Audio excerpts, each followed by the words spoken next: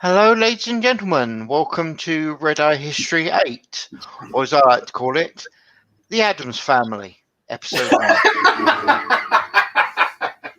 Am I wrong? Is his name not Adams? His name is Adams, and It's not like I called him Uncle Fester, though I'm thinking of having that as his nickname. Now, greetings to you ladies, gentlemen, and whatever the bloody hell you want to call yourselves. I hope you're all here to learn about the American War of Independence, or as I call it, that little bit of fuss in the 1700s. And MC will be our teacher today. Hey, Falcon. good afternoon, everybody. How are you doing?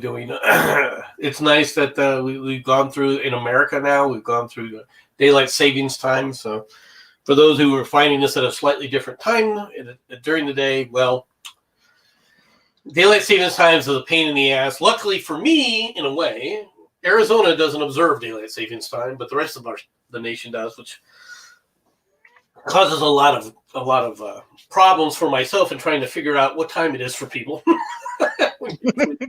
when you're trying to do these things. But we're going to talk about John Adams here. Let me share a screen. This is a British rendition of John Adams.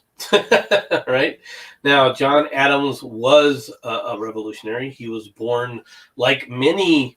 It seems like many of our founding fathers, right? Born to a preacher, all right? His father was a deacon. His father was also the epitome, all right, of a tyrant patriarchal menace, right? He was, although he was fairly well off, right, growing up, John, being the bright child, wasn't really impressed with several, right, of his instructors, and at 13, he basically forces his father to replace his home tutor, which his father does eventually, and he then goes on, all right, to graduate, goes to Harvard, graduates with a law degree. It's another person who graduates with a law degree. Now, the thing to remember about the colleges at the time and the universities at the time, right, and this is not just of the United States, but this is of all the universities, one of the primary components was religious-based. These were divinity schools, right, in a lot of ways, right? But they were universities in the broad sense that they didn't just teach biblical studies. And John Adams is quite a student. He's very, very studious. He studies literature. He also studies history. He studies philosophy, such as the Greek philosophers, that he himself learns the Greek language, all right, so that he can study it in their actual languages, all right? This guy is a brilliant intellectual. He is also one of the members of the Sons of Liberty. All right, and the Sons of Liberty, for people who don't know, all right, were the group that were rabble rousers. All right, what do I mean by rabble rousers? Well, I'll give you an example. I believe it was during the Townshend Act. Right, the governor of the Massachusetts Bay Colony during the Townshend Act decided that he was going to agree with the Royals and enforce it. At which point, the Sons of Liberty promptly burned his house to the ground. Okay? He was a proponent arguing against the Stamp Act, against the Townshend Act. But at the same time, he considered himself, all right, an idealist. This is an idealist now. And he believes in the principles of liberty. He believes in the principles, all right, of the rule of law. And in 1770, right, you have what's known as the Boston Massacre, okay, where during the winter, all right, the British basically order their troops to be housed in American houses, and that telling the American colonies they're going to pay for the stationing of their troops. Well, in Boston, they didn't really appreciate that. All right, so they were protesting, and they got a group of people to protest during an incident where an officer calls out his troops. They are in line. No one knows exactly what happened, but everybody knows what the aftermath is, which is they open fire and shoot and kill several Americans. All right. Now, you can look at it and say this is a Boston massacre. It's written in the press as the Boston massacre. The great picture. Let me see if I can find that real quick here. I'm sorry, I'm going to Google this really quick here. No problem. Well, to put it bluntly, I think I am going to call him Uncle Fester. No offense. It really does fit him. I mean, assuming that the picture is in any way accurate, he's not exactly, how am I going to put this? He seems to have Malpassant baldness, moderately early age. And I use the term moderately quite loosely. Well, this is the picture of the Boston massacre. All right. Now, where is this from? Okay. This is from, let me see if I can hold on just a minute here so I can get back to where I need to be. All right. This is a picture that was engraved, calling it the Boston Massacre. All right. That has been sent through the rest of the colonies. And the person who engraved this is someone you also know, which is Paul Revere. All right. Paul Revere was a silversmith, but he was also an engraver. And so this picture, of course, because it's on an engraving plate, is spread through the colonies. Now, the British command were as disturbed by this, all right, this incident, as anyone else. And the sad part about this is you see these depictions of these guys just basically, milling around and doing nothing. Well, the reality is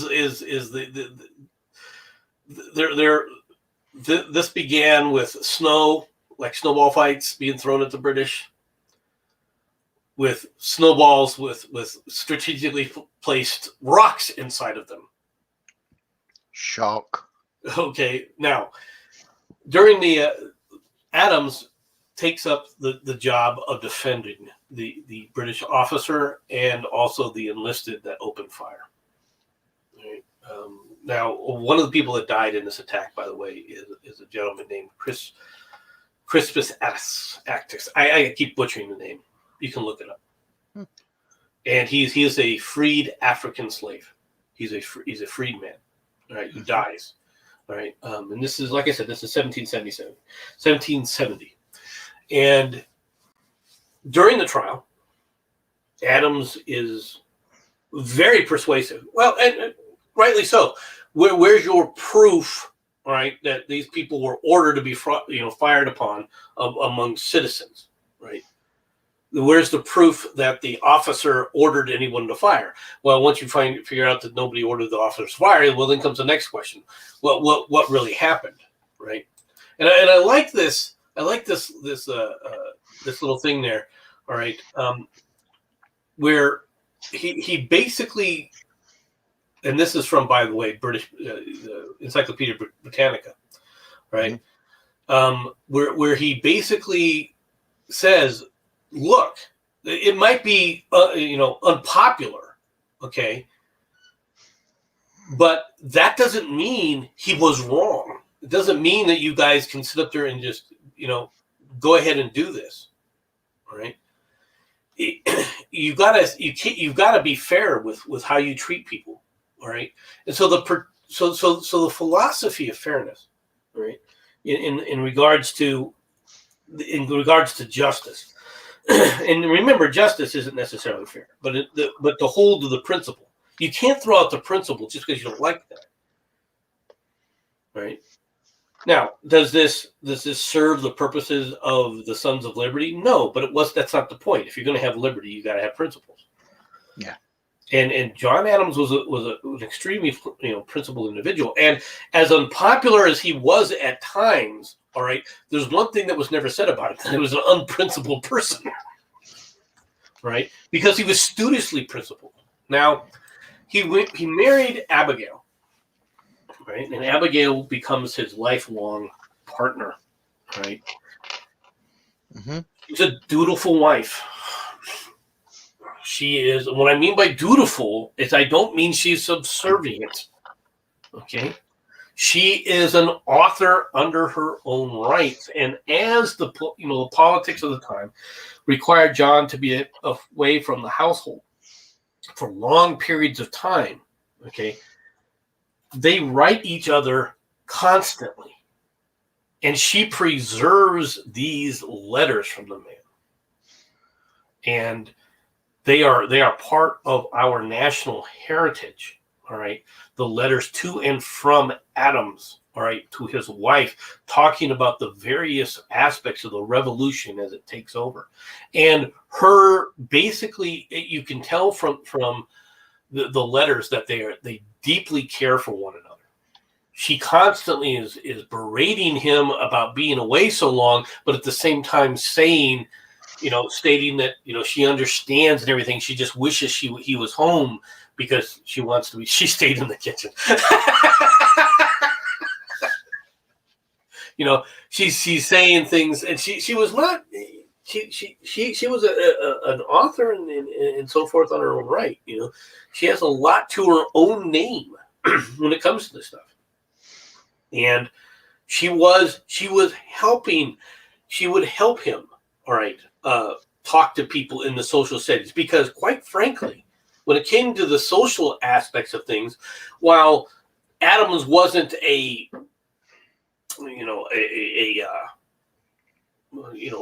unknown, and he was impolite and barbaric or anything. He wasn't anything like that. But at the same time, he was blunt. All right? Extraordinarily so. All right? And sometimes you can say unnecessarily so. All right? He didn't. This was not of all the founding fathers, when it came to things like intrigue and backroom dealings. You're not talking to Adams. All right?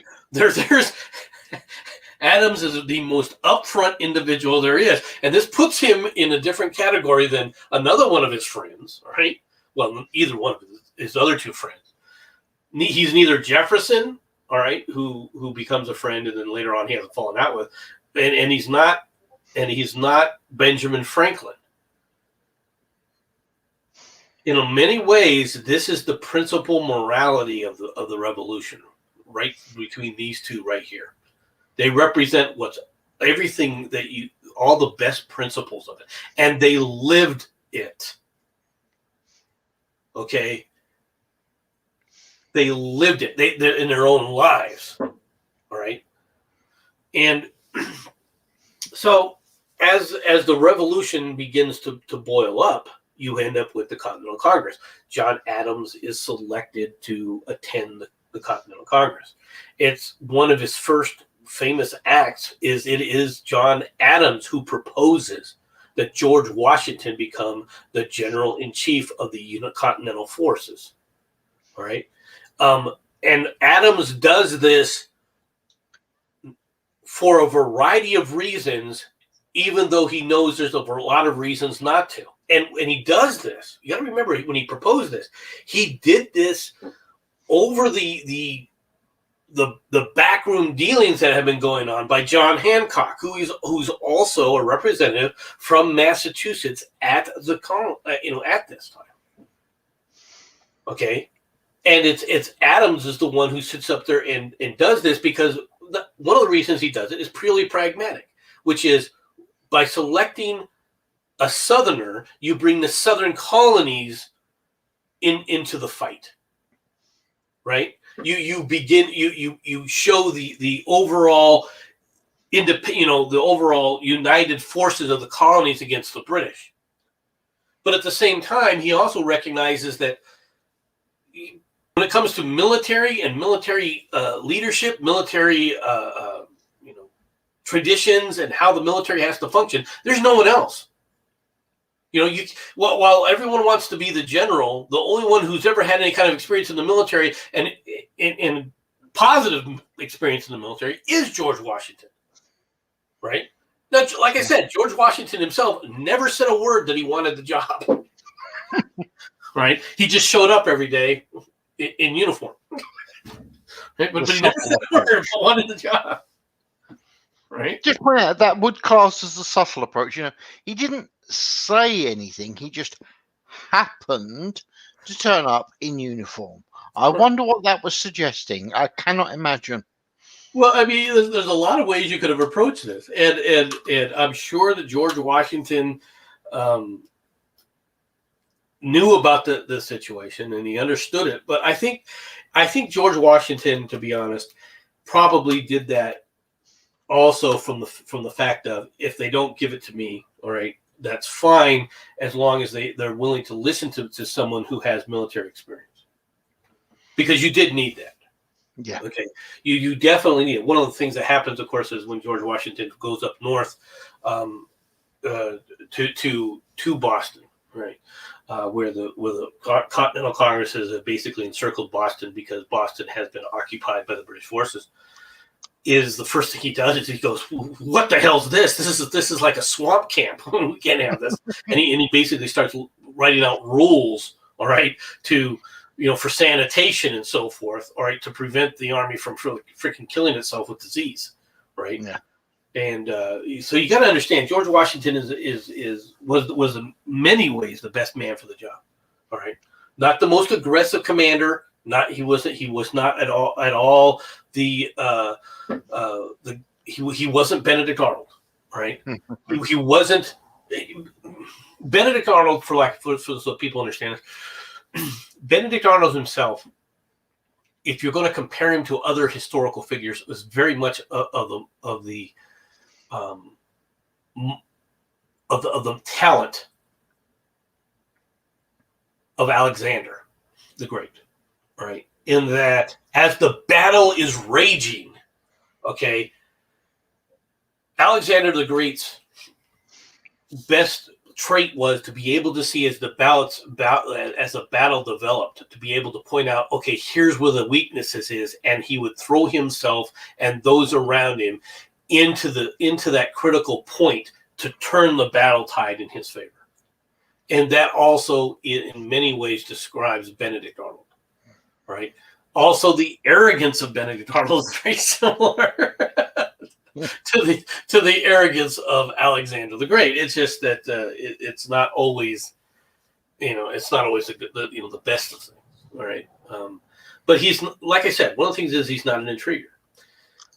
When as the battle begins from 1775 on, it is Adams that proposes to create the Declaration of Independence. It is Adams that runs that committee, and that's the other thing about Adams. Adams is on various committees, right, in the Continental Congress, and those committees, all right, for the most part, while he's there as part of them and running them, are very effective. All right, they get the job done. He was not someone to stand in the way of pragmatism. Okay, that's the thing about it. He himself is an idealist, but he's a pragmatist in understanding that we do what we can. He himself is the first president, and of the first 12 presidents, him and his son, who also later on becomes president, are the only ones that have never owned slaves. Of the first 12 presidents of the United States. All right. He's virulent anti-slavery. Okay. But at the same time, he understands that that's something that has to be dealt with later. You can't deal with it all in one chunk. Okay. He'll still keep pushing those ideals, and his son pushes those ideals even further in a way. Right, and if you see the movie Armistead, you'll understand that that's his son that's talking. Okay. that takes on the role of the defender in the Amistad role. Once the revolution is going on and in its fury, of course, everyone is upset that the French, who are basically dragging their feet, the French king, are not able to get through. So they send Adams, right, to help Franklin, all right, convince the French to help. Okay, Adams and Benjamin Franklin do not see eye to eye. Okay, now this is because both of them are pragmatists, but both of them are also completely opposite personalities. Okay, they have known each other for a long time. All right, they knew each other in the Continental Congresses, in the different Congresses, but even before then. They themselves, however, have absolute opposite personalities. Where Benjamin Franklin is affable and he loves the social settings, and he's perfectly able to be comfortable and work and laugh and go out on the town and attend all the parties. Meanwhile, John Adams is like, nope, he's busy writing up missives. He's busy working up the details of different proposals. He is hard at work, focusing on getting the job done and then getting back home to his wife. Okay, they both, while neither one of them liked one another on a personal level, they both recognized the other's talent, and they worked well together. They didn't like one another, but they worked well together. They understood that it took both roles. All right. When the French get involved, it's as much of Franklin as it is Adams. Both of them are the ones that basically bring that about. And both of them are there for the signing of the Treaty of Paris. All right. As representatives. Now, Adams is not a Francophile. Okay. He doesn't particularly care, all right, about the government of France. He considers them dangerous because, we need them to help us win this war. All right. Hey, good morning. How's it going, Bismarck? But at the same time, he understands that they want to use America. They want to use America to harm Britain. Not that Americans really care about harming Britain, but that we are just an ally of convenience and that they'll turn on us at any point in time, sometime later. Just like to point out, sir, the term when you're talking about the French is cheese-eating surrender monkeys. That's what you need to remember. Well, you can't call them cheese-eating surrender monkeys at the time. They have their own view of the world. And, Napoleon did run you guys ragged for how many years? This is true. But then again, who won? Well, the Russians. The Russian winner specifically. Nonetheless, did Napoleon win? No. End statement.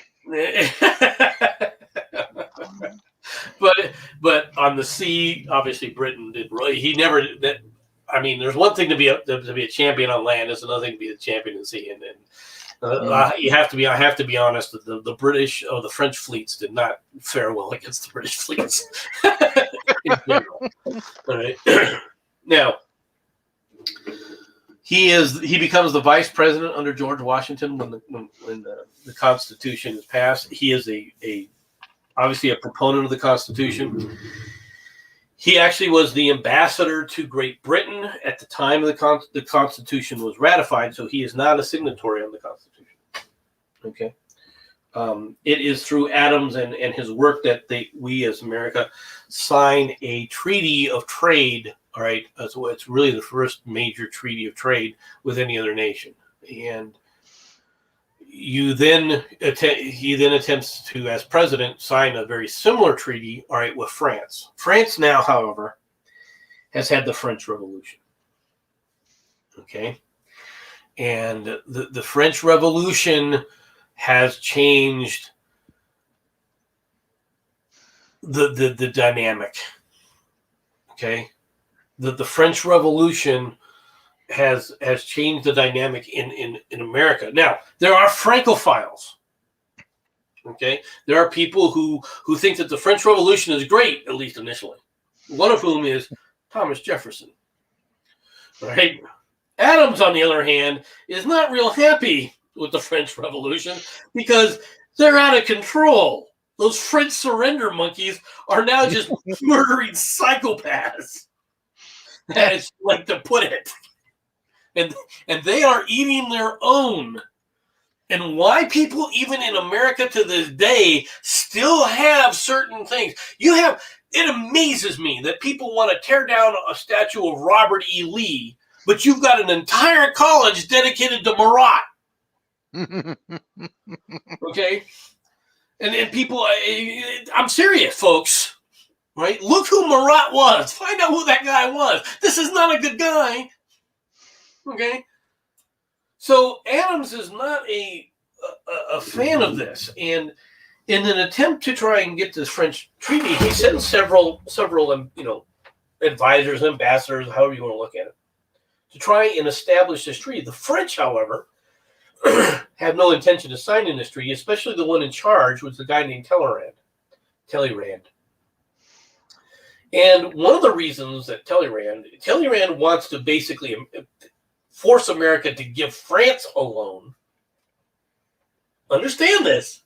This is 1796. The Treaty of Paris is just over a decade old.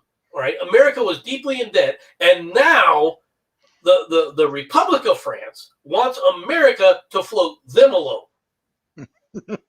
Okay, in order to secure a trade treaty, and on top of that, this guy Talleyrand is demanding that they give him a bribe.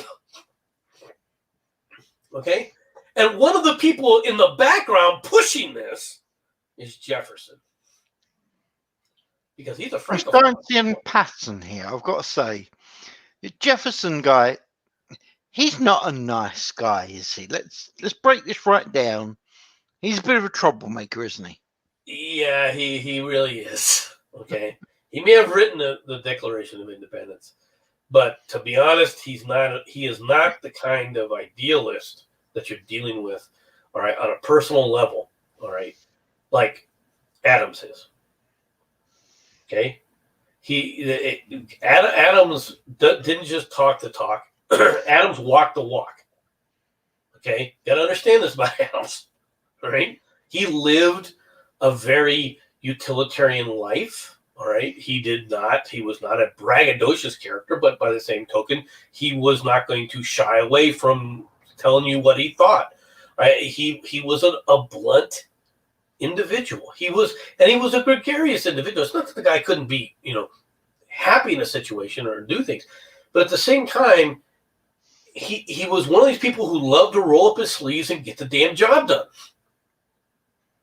Now, to say that he was unimpressed, all right, with these machinations by Thomas Jefferson is putting it mildly.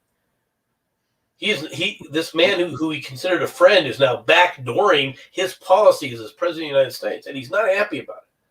And it's those machinations and those of the supporters of Jefferson and so forth that lead to the actual passing of the Logan Act, which is still in effect today to prevent people who have no business in U.S. foreign policy sticking their noses in it, specifically senators and congressmen, all right, and other individuals. The foreign policy is supposed to be directed by the executive branch, and the head of the executive branch is the president. All right. So, and of course, Adams is also, part of the federal party versus the quote unquote Democrat / Republican party that Jefferson, all right, is a part of. All right. What Federalists become the Whigs, which basically dissolve into the Republican Party as we know it today. But basically, the Democrat Party comes from the Jeffersonian wing, all right, of the politics of early America. And About one sec, sir.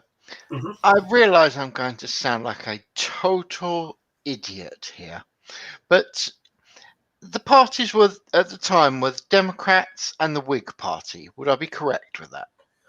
Well, it's really at the very in this infancy that you'd call them the Federalists / Whigs would be Okay. the best way to describe it. What are the Whigs? And don't say Republican. I mean, literally, are we talking Whigs as in people with headgear on, or does Whig actually stand for something? Oh no, but they were established by the Whigs. Yes, I mean that was a part. That's where they took it from was the Whigs. You could think of them like the traditionalists, right? Think of them as the ones that are the quote unquote progressives versus the traditionalists, right? The go slow approach. Mm-hmm. Right? That's the best way to describe the differences. The other aspect of it is that it gets involved in this is the power. What is and isn't the power of the federal government versus what is and isn't the power of the state / individual. Okay, that is the dynamic that's taking hold. Now you got to understand something why the Whigs have this view. A lot of people today, right? A lot of you young people today that you have this view is you see this the ascendancy, all right, and the primacy of the individual, and so you think that you would side, okay, with the Jeffersonian wing. And in fact, a lot of people still try to side with the Jeffersonian wing, but there's a problem with that philosophy, and the problem with that philosophy is it doesn't work. You cannot establish a society on an individual mandate. You've got to create a society and establish a society in a working society. Basically, has to subordinate, all right, the individual consciousness to some degree, in some form, to the societal will. And there was an understanding of this because of the failure, all right, at the time of the Articles of Confederation. You'll have people like Dodge back in the day, trying to go, look, the Constitution, even writing the Constitution was completely illegal, right? Because they were supposed to rewrite the Articles of Confederation to make them work. There was no way to rewrite them to make them work. There was no way to have the primacy of the states over the entire federal government. You had to establish rules by which everyone said, yes, we will play, and if it came down to it, had to be enforceable. Right? Adams was a part of that group that was in the politics of the time. And through it all, his wife, Abigail, is keeping the home fires burning and keeping Adams himself not just on an even keel, but also in the loop. All right? She's the one who's telling him about things at home. She's the one keeping him abreast of the different things that she's gathering through her social contacts. Okay? She's got her, in many ways, the pulse of the country. And when he's over in France for years and over in Britain for long periods of time trying to establish these treaties, it is his wife who's keeping him abreast of what is going on. Because it's very easy to lose touch when you're talking, having to take a boat ride to go to France, to go to Britain. And it's going to take you 3 weeks to get there and 3 weeks to come back. And I'm not talking 3 weeks, gone for 3 weeks. I'm like, you're on that boat for 3 weeks, a rickety old boat going through storms and everything, all right? On a wooden boat, sailing, right? With various characters on a ship. Okay. I like the way you put that.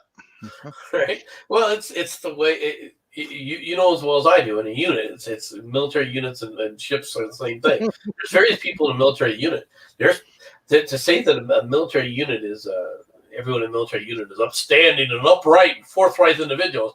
No. Yeah, sure. If you want to believe something like that, you go right ahead. Yeah, but on a boat, what makes it worse is you're stuck with that person, and he's never more than a few hundred, less than 100 yards away from you. He's only like 30, 40 yards away from you at most, right? And there's that whole ocean sitting out there, and if he just fell overboard, you'd never see the guy.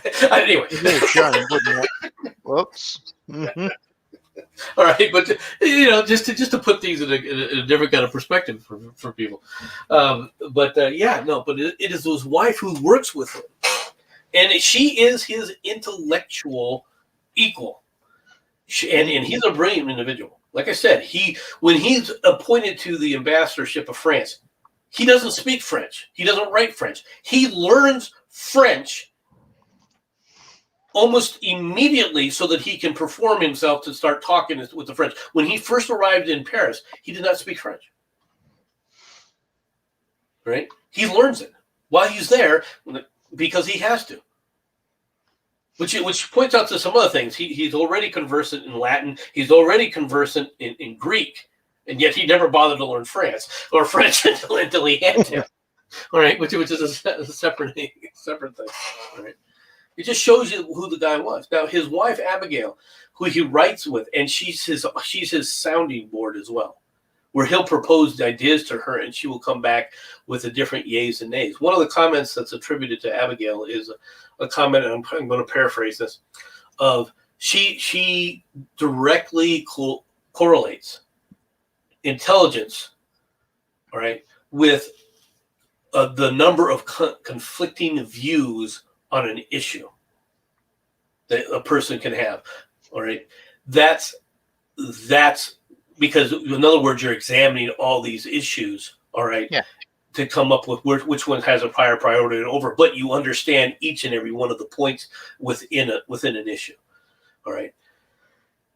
That's attributed to Abigail. She was very, intelligent. She believed in education for women. She was a proponent of women getting early education, right? Which, quite frankly, in many ways, education can be the purview of young girls more than young boys. Right? What do you mean by that, I'm saying? Well, it has to do with the fact that as young boys, you're already having to help with the family, all right, business. If you're on the farm, by the time you're 6 in this time frame, you're already helping dad plant crops. You're out there. Well, where's the woman? Well, she's in the house. She's doing the other chores that need to happen. Knitting, all right, churning butter, things like that. But churning butter, all right, you can be, and knitting and all those other things can take place in a relatively small area. At which point you can also have time to also educate. You can teach people mathematics. While you're churning butter, you can sit up there and be talking. All right, what does 1 + 1 equal? What does 2 + 2 equal? Right? When you're on a farm spreading seed, you're not standing next to one another to spread seed. All right, you're a good ways away trying to spread seed or do anything else. You're not going to be next to each other at all. You're going to be within distance of seeing one another and yelling at one another. Telling people over, but it's not in a you're not in conversational distance. You know what I mean? No, I agree. I agree completely. Right. And that was the standard, all right, of all this. Now, once again, early on, like I said, his father, for lack of a better term, was a kind of like patriarchal tyrant, right, which he chafed at. Adams himself initially did not want to be a deacon. He did not want to go to he was not going to be a preacher. In fact, what he wanted to do was to get a piece of land and farm. He wanted to become a farmer, right? Okay. This is being a farmer in the Northeast is quite a bit different than being a farmer down south. Right? Being a farmer down south meant that you were trying to farm land so you could get more land and eventually, run a plantation with slaves under you. That's not what he wanted. Adams just wanted the simple life. Right? He wanted a comfortable life. all right, that was simple to maintain, right? Now, obviously, he never gets that because he's not a simple individual, right? And he basically is not. He would never. I don't think he would ever been satisfied on a farm, even if he was there, right? Simply because his intellectual. He was so interested in politics and so forth that it was never going to be achievable to him, right? Intellectually, somebody who reads Plato, somebody who reads Aristotle and Thucydides in their native tongues is not someone that's going to be sitting on Bessie, all right? Maybe while you go and plow a field. Right, you can't do that. You can't just do that. And of course, that's the kind of person that obviously Adams was. Right, yeah. He serves only for one term. All right, before he loses his election to Thomas Jefferson, and Thomas Jefferson then becomes the third president of the United States. He does not. He breaks with tradition almost immediately, in that, as much as tradition exists, in that he does not attend Thomas Jefferson's inauguration. And a lot of people noted this, right? They note the fact that that him and Jefferson seem to be on the outs.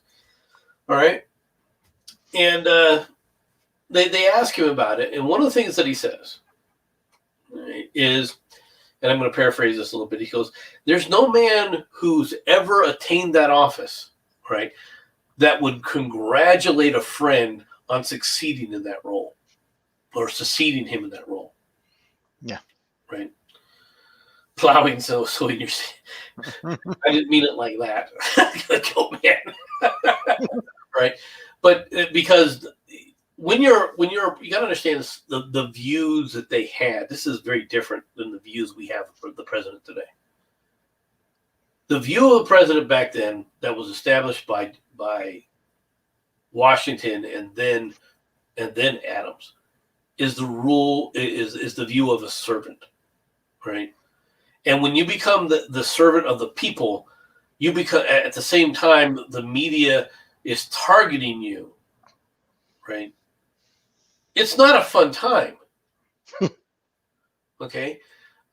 He's also the one who basically first is the first president in DC. All right. Washington is being built as the capital, but it hadn't been the capital during Washington's entire time frame, right? Because it hadn't been built yet. The White House, the presidential house had not been built yet, right? Yeah. It's Adams who first is able to, even though the White House isn't finished yet, that he at least moves into the White House, right, with Abigail for a time. So, and he's he's impressed about how all the building is coming along. And he wasn't real happy, of course, when you guys burned it to the ground. But that's a separate issue. We'll deal with that at a different time. I'd like to go just one sec, okay? It has to be said. This building is known as the White House. It's called the White House because it's green. Please explain to me. Am I missing something here? After all, it was called White House while it was made of green marble. It had green marble. It wasn't made of green marble, and the green marble didn't last long against the fires when you burned it to the ground. Can I help it if it wasn't very good? See, we was trying to help you. There you go. And that was just part of the one facade, right there. that had green marble. So, but he then leaves. All right. A lot of the precedents, a lot of the continuity is established because of Adams. You got to remember, Adams knew all these people, and he would work with anyone as long as it took to move things forward. But he was never going to sacrifice, all right, his principle on any of those deals, which is why when you have the XYZ affair, right? During the XYZ affair, right, where the United States basically refuses, and we refuse to acquiesce to the French's rules of giving them a loan or even paying the bribe, right? Adams is obviously dead set against this, and what the result of this is quite frankly a heating up of a private, what they call the quasi war with France, right? Where you have the French basically raiding American merchant ships, and then American merchant ships in response arming themselves and acting like privateers and raiding the French, right, down in the Caribbean.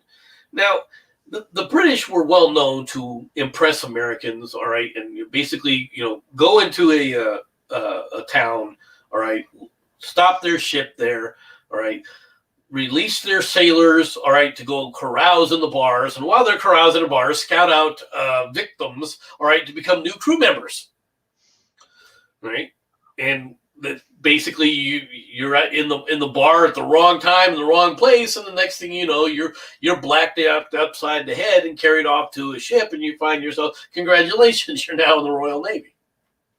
Right? I still don't see a problem. Okay. Right. Well, the French were known to do this too. All right.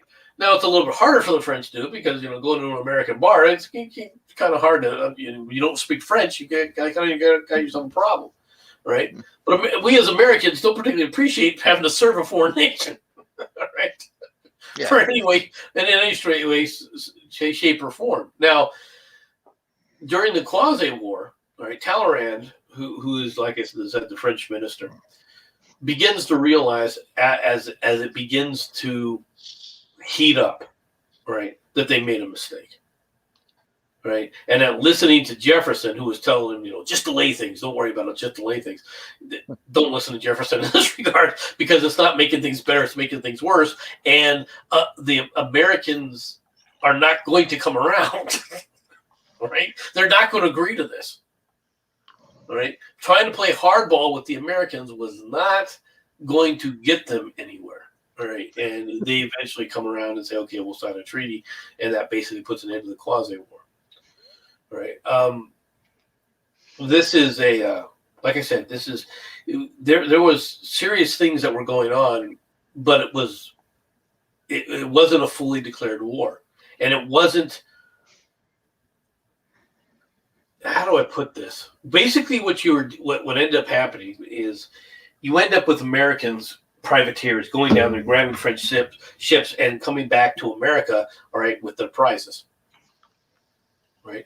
And they're doing this in reprisal to the French doing it, and the American government letting it happen, but at the same time, the American government under Adams goes, okay, we have to establish the United States Navy. And it is under his auspices that you begin the American tradition and the American naval forces come into being. And they commission a series of U.S. frigates, one of which, of course, is the U.S. Constitution. The USS Ship Constitution, which is the most legendary ship in America, just like the what's that ship that you guys still have, the old style sailing ship that you guys still use? Sorry, just the way you put that. Are we talking Cutty Sark? Are we talking the Ark Royal? Are we talking the Belfast? We're talking the Ark Royal. Okay. All right. You have the USS Constitution is still a commissioned ship in the American Navy. All right. It is a sailing rig. It's was called Old Ironsides because it had very thick, and I mean very thick, oak planking. Mm-hmm. All right. It is commissioned and it is built at this time frame because John Adams we're creating the United States Navy, and it is the U.S. Constitution will gain fame, all right, against the British in the War of 1812, right? But this all begins under Adams, right? So Adams is one of the like I said, of all the founding fathers, the one that I personality wise probably am closer to, with the exception of temperament.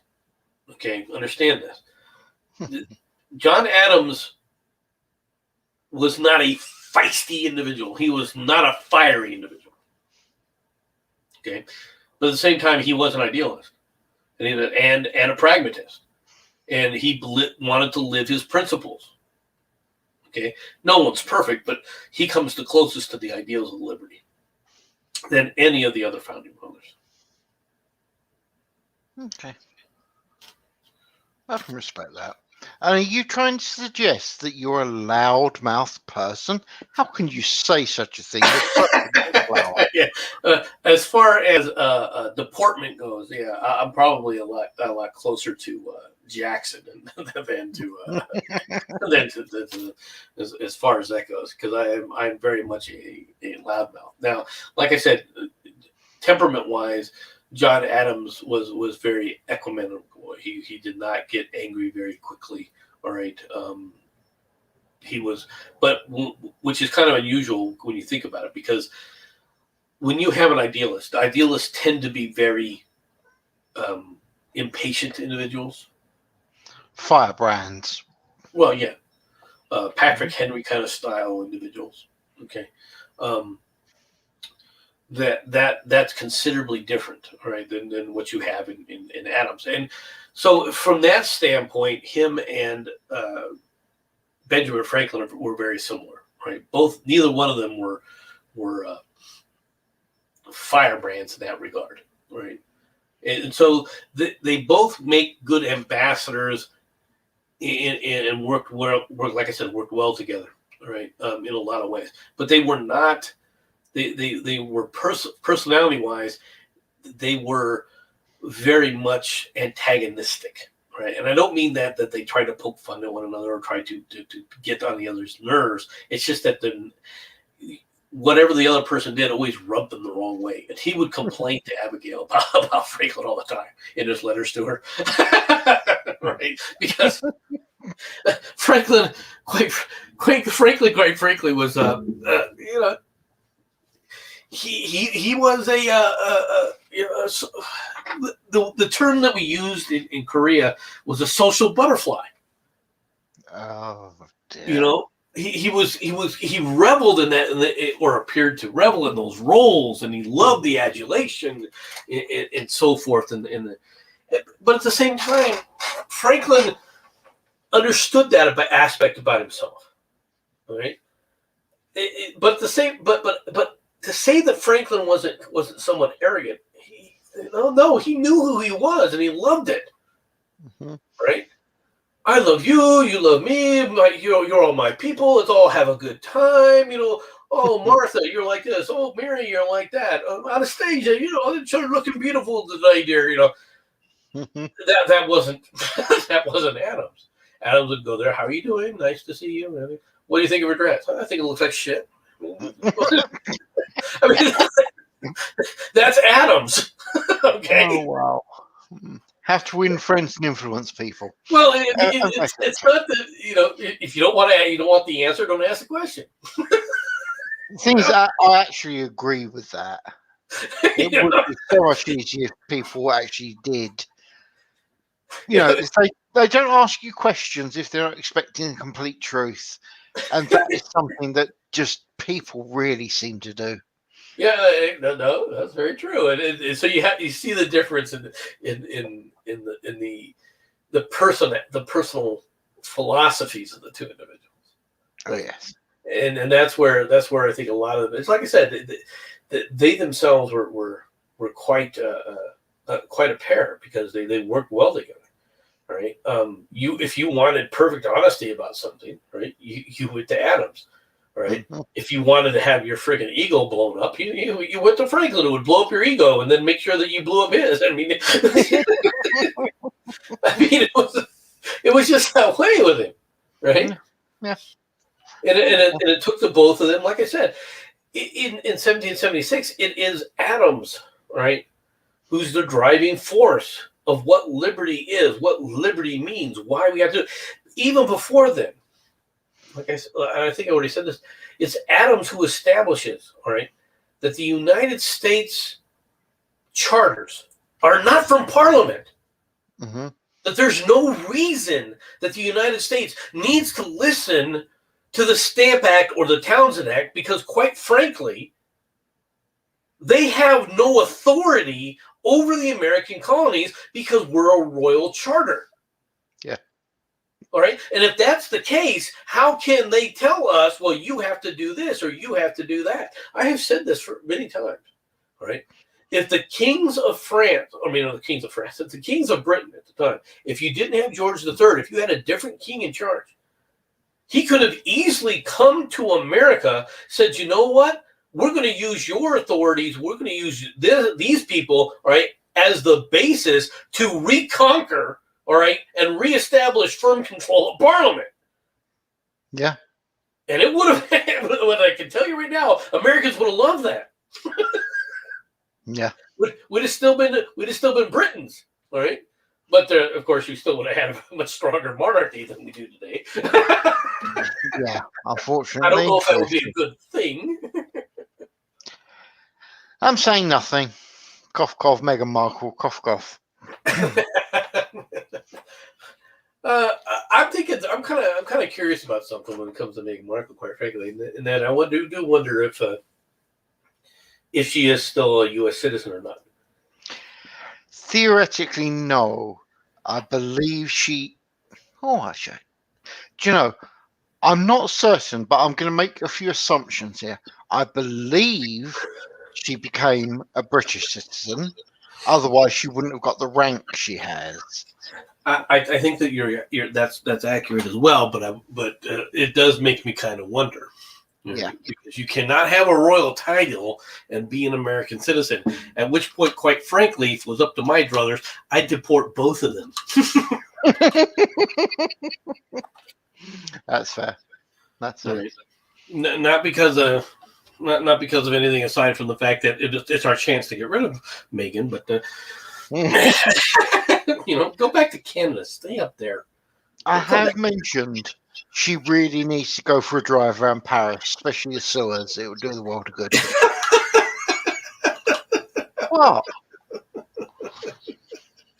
So, but anyway. Yes. What?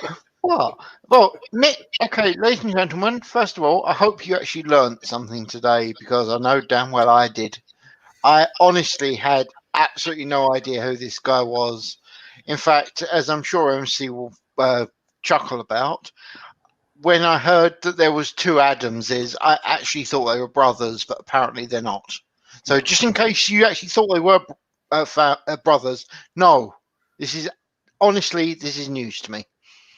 Yeah, John Adams and Samuel Adams, right? And since you brought up Adams, I guess we'll do Samuel next week. Yes. Samuel Adams is a relative of his. I think it's either his nephew or his cousin or something. I believe it's his cousin. All right, they are related, but they are not directly. They're not in the same family. Right? Okay. Which is slightly different, of course, than John Quincy Adams, who is his son and becomes president. I believe the fifth or sixth president of the United States. No, that's I don't remember exactly which president John Quincy Adams is. Let me quickly look at that. I'll find out. Okay. Well, all I can say is this. I am giving this other Adams the nickname of Gomez, and yes, next week will be called Adams Family Values. Why? Because I feel like it. No, come on now. Sam Adams is an interesting character in his own right. But we'll talk about that next week. So. Okay. Oh, thank you very much for this lesson. I do hope that people learned something. And I don't see a reason why this won't be on next week. I hope to see you all then. Is there anything else you'd like to say, MC? No, appreciate you having me here and talking about John Adams. Oh, anytime, sir. Any time at all. You just let me know. Okay, ladies and gentlemen, I'll see you next week, and farewell. Bye bye, everyone.